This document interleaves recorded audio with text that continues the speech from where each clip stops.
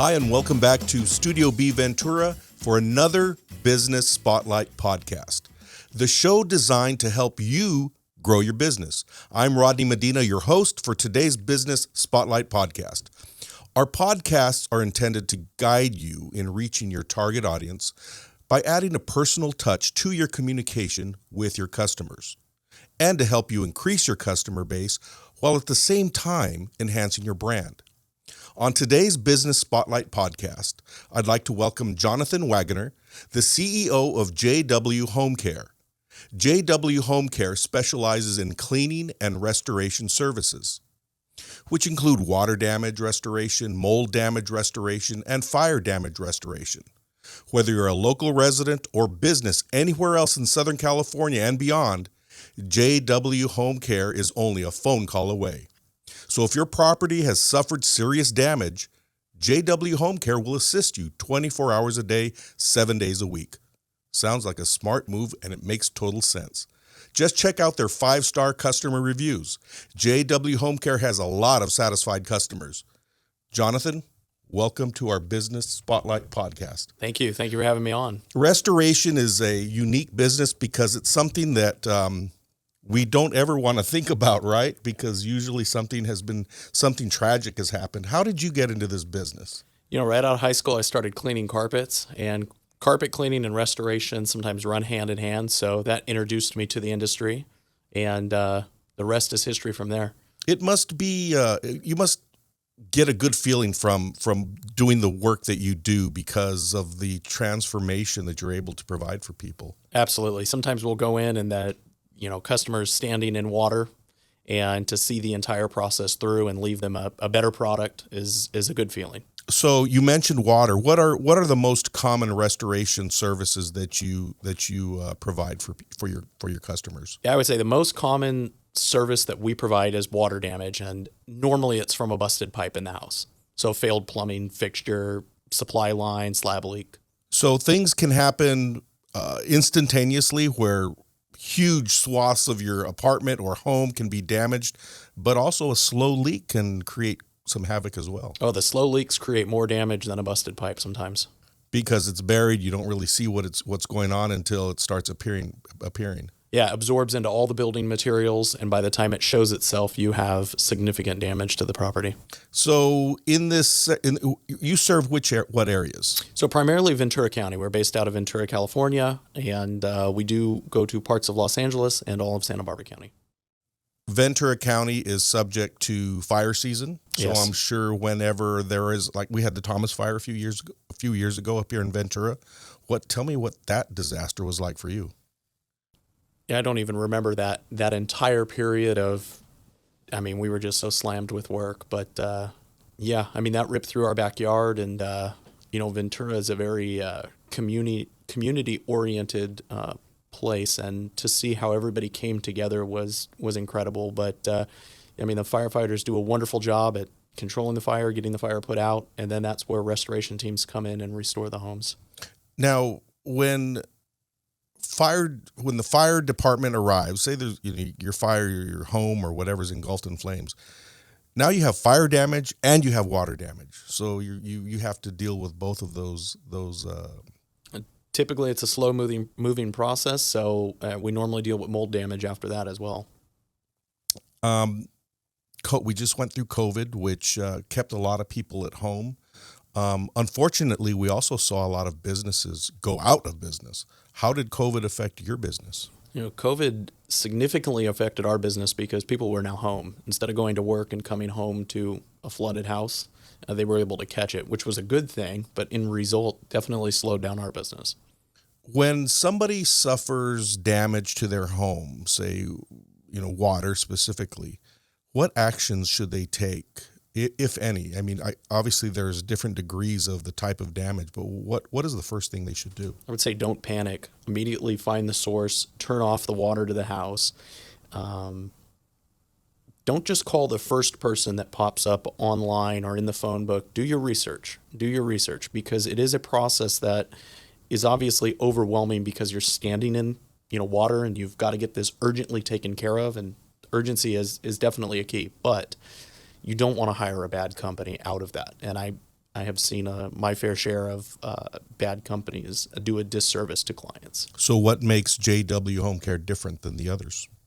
Well, I like to say we treat our customers as, John Smith, not claim number 1, 2, 3, 4, and really make sure that we understand what they're going through and walk them through the entire process. And I mean, sometimes we're not, actively involved in the reconstruction on their particular project, but if they have questions or our job to assist them, we definitely want to take care of them, where other companies just kind of pass the buck. Well, we're done with our job. It's not our responsibility. You didn't hire us for this. Now, many times people have to go through an insurance company to pay for this restoration. Do you work with the insurance company as well? How much are you involved in that? Very involved. We're more involved than the client would be in the insurance process. But yeah, we work with every insurance company. Proper documentation is key for any insurance claim.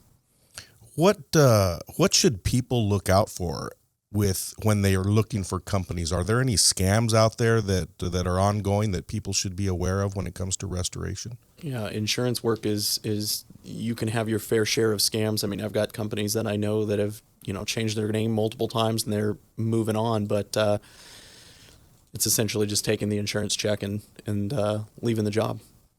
What happens if you're in a rental? Say you're in a rental unit or an Airbnb and something happens. I mean, obviously, what if it's your fault? Like you accidentally leave who pays for that? Or is it covered by the insurance, or do they really try to find liability in that situation? It really depends. I mean, if it's pure negligence, I mean, insurance companies, and this is funny to say, but insurance companies do cover stupidity. So you leave something on and flood the place, but there's also, they went out of their way to cause property damage. Yeah, they'll go after you. Is there one particular job that you remember that was just completely insane? As far as what you had to do, what you saw, what you had to clean up? Yeah, anytime we deal with a commercial property, that adds its own challenges. And I can think of one where we had about 50,000 square foot flooded, unfortunately had mud about 4 inches up. And so that all had to come out, and working with the business to keep them open. Obviously businesses can't survive when their doors aren't open. So we want to get that business back together as quickly as possible. So sometimes it's our teams working around the clock to get that taken care of. So you mentioned mud. That's obviously another natural disaster that can happen. How much of your business is brought on by natural disasters like fire, mudslides, that kind of thing? Well, I would say fortunately not a ton of work. Now, you go to the East Coast, you've got some hurricanes. You go to Texas, you've got hail, wind. Here in California, we deal with fires, but they are few and far, especially in Ventura County. I mean, the last one we had was 4 years ago, and I hope we don't have another one for 40 years. Yeah, that was my brother actually lost his home up in Ventura, never rebuilt, still has the property, but I know there were a lot of people who did, and some people were able to salvage their home, which is, that must be something that you feel very proud of, because you'd be able to really put people's lives back together. I can think of one where Christmas was coming around and we were able to deliver a client getting back into their home. That was his one request was we had just bought the house and we wanted to have our first Christmas there with our kids. They weren't adjusting well to the move, so it was nice to be able to deliver that time frame. So you do commercial work as well. What are some of the more common commercial restoration? I mean, is it still water damage with commercial? Still water damage. Definitely we have some mold, but a fire sprinkler being busted. We do a lot of that, and somebody's up messing with a ceiling tile and they knock the fire sprinkler, and it takes some time to get that off.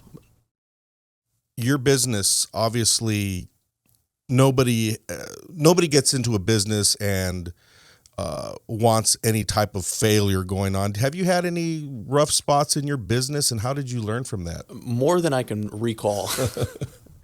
Yeah, I mean, I've tried so many things, and it works, it doesn't work, you move on to something else, and I mean that's has proven successful, because I don't. Once it doesn't work, I immediately move on and figure out how we can change it and do better. So it's definitely worked for me. What kind of expertise is required by restoration businesses that people should know that they're in good hands by knowing that those experts are working with them? So California does not have any licensing requirement for water damage restoration. It could be a good thing for people getting into it, but it's also a very negative thing for a client. Any Joe Schmo could start up and say they do water damage. So one thing a client can look out for is check a website called the IICRC, and that is a third-party governing nonprofit that governs our industry. Technicians are typically certified through that website, and if you're dealing with a legitimate business, you're also dealing with something called a certified firm. If someone has had some work done to their home, what are some of the first things they should look for to make sure that the job was done correctly? Yeah, I mean, typically you've got multiple phases of a claim if you're dealing with it. So you've got the actual water damage restoration, which is demoing everything out and drying it properly and sanitizing. And then you've got the reconstruction. Some companies will do start to finish. If they're doing start to finish, it might behoove you to call for a second opinion and pay a consult to come in there before the repairs start. And if you're shopping around different companies, you want to make sure that that first company did what they said that they were going to do. What are some of the questions that people should ask a restoration company before they even hire them? That's a great question. I think one is verifying that business. Go online, check Yelp, check Google. Upset clients love to leave reviews, and you want to see what those reviews consist of. Hey, they said they were going to take a month to do this job, and it took them 7 months. Or they said it was going to be $3,000, and they ended up charging me $10,000. Now, different things happen throughout the process, but if you've got a company that's open and transparent, that's key. Check if they're IICRC certified. That's important. Ask them how long they've been doing this and what type of guarantee they offer. What's the most satisfying part of you working with your customers and you doing your work about your business? Something that's personally satisfying to me is taking a client from a competitor, and not so much that I don't. I've got a lot of competition that are good people, but taking it from a competitor that is unethical and walking them through the entire process. I can tell you there was one particular job I'm thinking of where the restoration company was trying to charge $25,000 and ended up taking about 6 months on the project, and excuse after excuse after excuse came in. They finally called us in. It was actually about a $40,000 project, so they didn't know what they were doing on their estimating or how to deal with the insurance company. So we facilitated that. Now, the client had already had a general contractor picked out. The insurance company had issued $5,000 on repairs. And so when we jumped in and helped facilitate, again, I had no interest in the repairs, but it was facilitating it getting done right. I think the total was about $250,000. So it went from $5,000 to $250,000, just an incredible amount. So that's definitely satisfying when I can see a client all the way through and help them, even if I'm not, vested in it. Now, do people come and visit the job site, basically, which is their home, during construction or restoration services to kind of see the progress? Is that something that they should do? Or? Oh, absolutely. They should be there every day. They should come in, see what's going on, what's the next plan, and especially when you get into construction. You want to show up at the end of every day and catch anything that is going to be an issue the next day. Because when those walls go up, or that framing's done, the walls go up, or concrete, whatever, it's gone and you can't see it if it's covered up. Yeah, something very simple of maybe a guy forgot to put a pocket of insulation in. It's a very simple fix when right before you put up drywall. What's some damage that people might not see right away that they should be thinking about, or actually go in and look for? Look behind something or under something, because not all damage is evident right away. Yeah, I would say the most common damage that I see that's a hidden damage is below kitchen cabinets. At some point, maybe there was a slow leak. Maybe it was cleaned up with some bleach and dried out. But unfortunately, once it's pulled, there's a ton of mold behind it, mold behind the drywall. It's really hard, but if you've got, if you open it up and you've got that musty smell, if you open it up and you can see mold growing and you're kind of wiping it away, you definitely need to get those looked at. We have moisture raters that can detect that.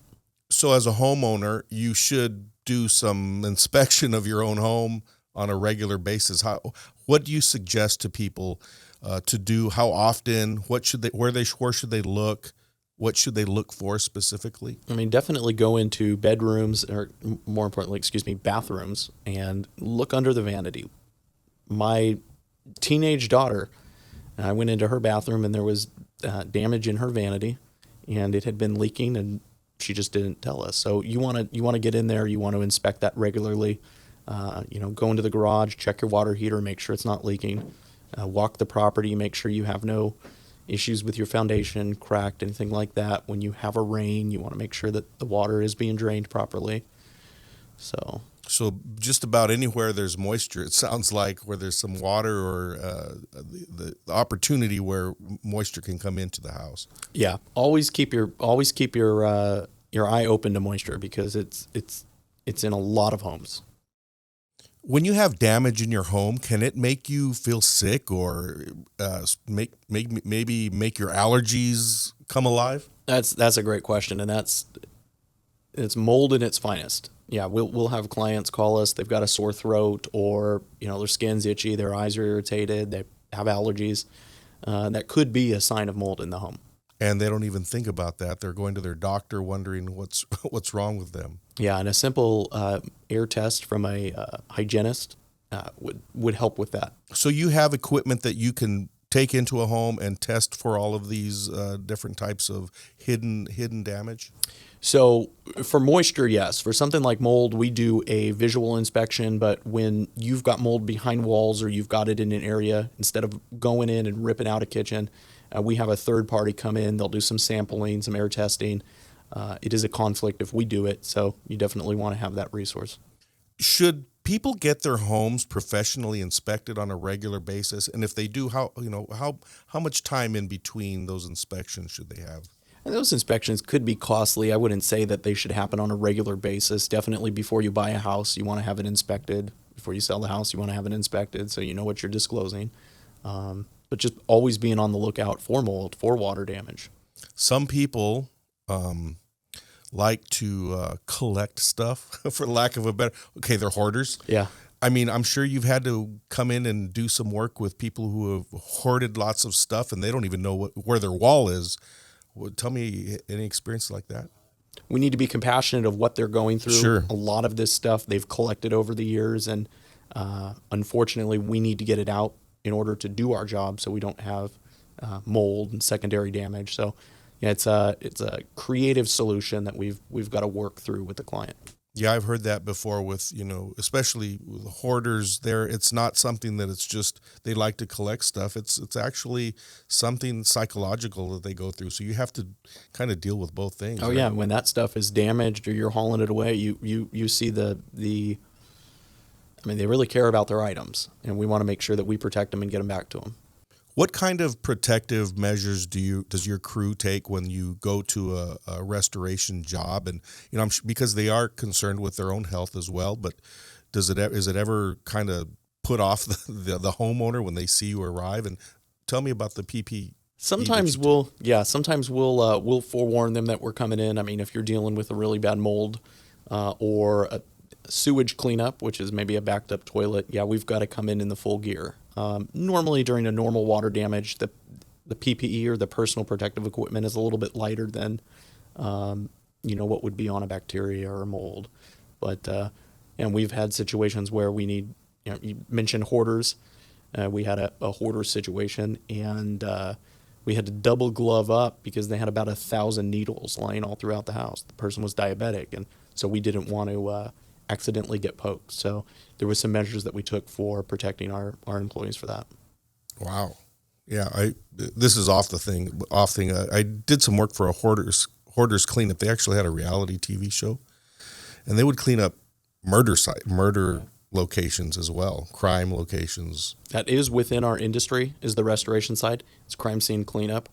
I happen to subcontract for that, but it's a service we don't I don't advertise for. Yeah, but really, yeah, I get calls. Yeah.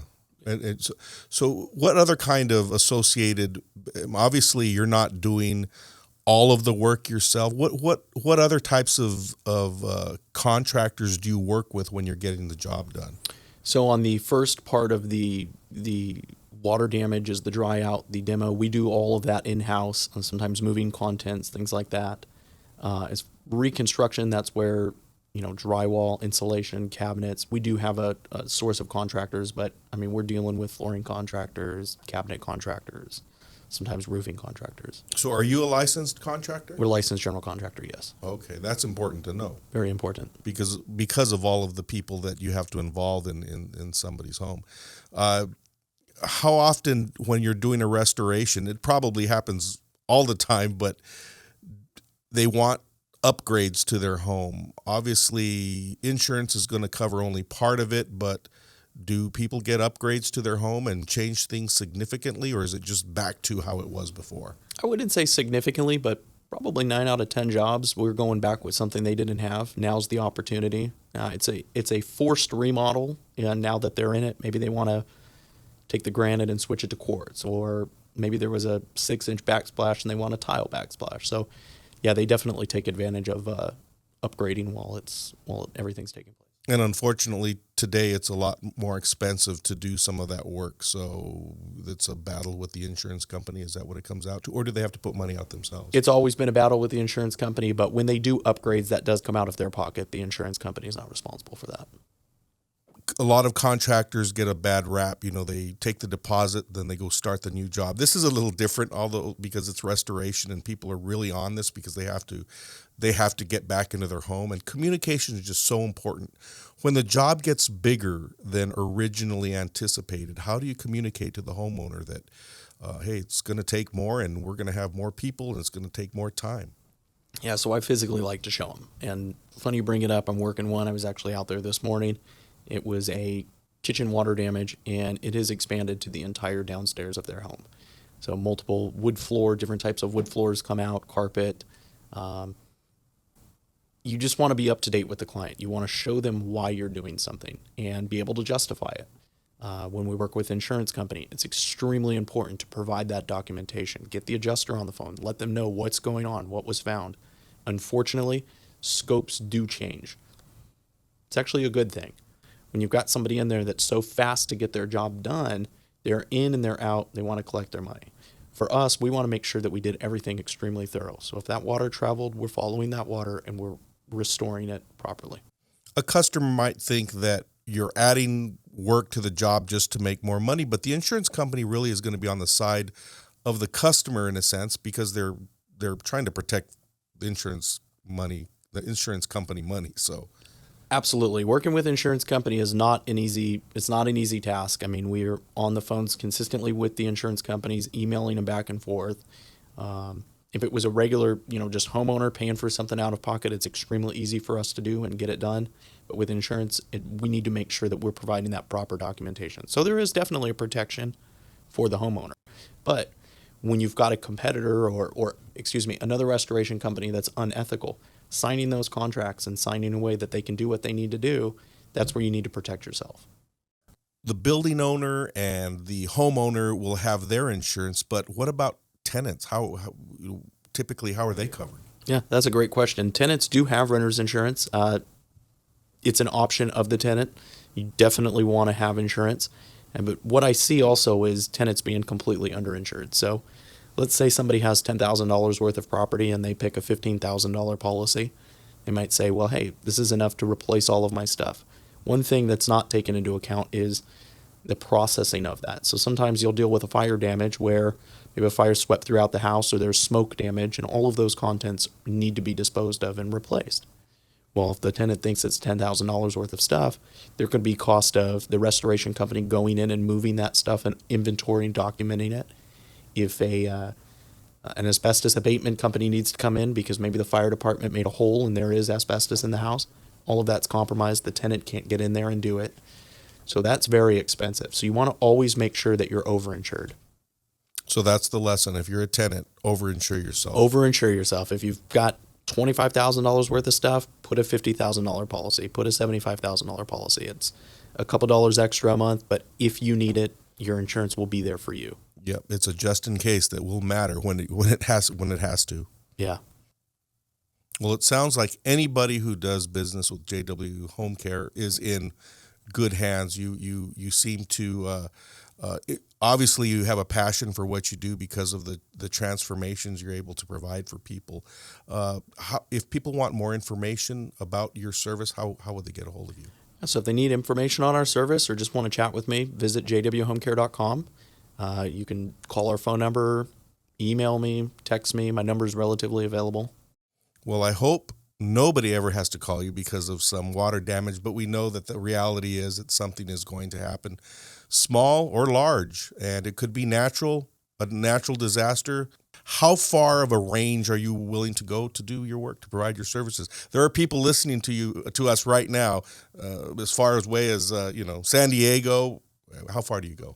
So we typically stay in Ventura County, Santa Barbara, Los Angeles, but we will go, if we need to go to San Diego, we will go to San Diego. It's a case-by-case basis, but I have a great network of people that I've networked with on the regular that can go up to Northern California if we have to, if you've got an incident in Texas.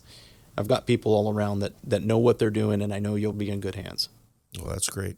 Well, thank you, Jonathan, for coming in today. You did a fantastic job here on your Business Spotlight podcast. And it sounds to me like you have a lot of compassion. I'm sure that anybody you help, they're really receptive to you, and they're in good hands with the communication that you're able to provide with them about the job that you're doing for them. So, yeah, well, thank you for having me on. I really appreciate it. And it is something that I'm passionate about. I like doing the right thing and meeting clients that can appreciate that. It makes my day. Yeah, well, you're making their home again, so that's important. Well, I think that does it for today's Business Spotlight podcast. I appreciate Jonathan being with us today, and I hope you learned a lot about JW Home Care and the valuable service they provide the community. I know I did. To get more information about JW Home Care, please visit their website shown below or call them at 805-387-9865. Their friendly staff is ready to assist you. Again, thank you for listening to our Business Spotlight podcast. If you'd like to be on our podcast, go to our website, studiobventura.com, or you can call us at 805-312-9523. And also visit our Instagram and Facebook page as well. I'm your Studio B Ventura host, Rodney Medina. Thank you, and we'll see you on the next Business Spotlight podcast.